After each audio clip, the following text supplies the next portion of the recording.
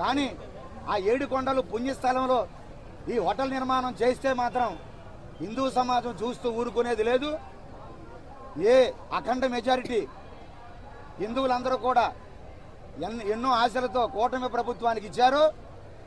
మరి Mumtaz hotel, Trident హోటల్ని తక్షణమే కూటమి ప్రభుత్వం రద్దు చేయకపోతే ఏడుకొండల పవిత్రతని నాశనం చేసేటటువంటి చర్యలు కానీ చేపడితే తక్షణమే హిందూ సమాజం బుద్ధి చెప్పడానికి సిద్ధంగా ఉందని కూటమి ప్రభుత్వానికి మేము మరీ తెలియజేస్తూ ఉన్నాం.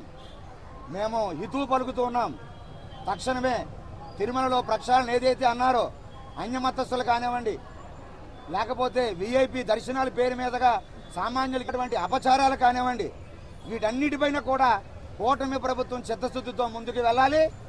అలాగే సనాతన ధర్మం అని పవన్ కళ్యాణ్ గారు పదే మాట్లాడుతూ హిందువులందరినీ కూడా ఒక ఆశ, హిందువులందరికీ ఒక భరోసా ఆయన మాటల ద్వారా కల్పిస్తూ ఉన్నారు. మాటల ద్వారా ఇస్తున్నారు తప్ప చేతల్లో మాకు ఎక్కడా కనిపించడం లేదు. అయ్యా పవన్ కళ్యాణ్ గారు, మీరు సనాతన ధర్మం అంటూ మీరు మాట్లాడటం ఎక్కడెక్కడో దేవాలయాలు తిరగడం కాదండి. మీరు రండి, తిరుమలకు రండి. మీరు తిరుమలలోనే, తిరుపతిలోనే మీరు వారాహి డిక్లరేషన్ ఇచ్చారు. హిందూ సమాజం ఎంతో నమ్మింది. కానీ మీరు మాటలకి చేతలకి అస్సలు పొంతం లేదు.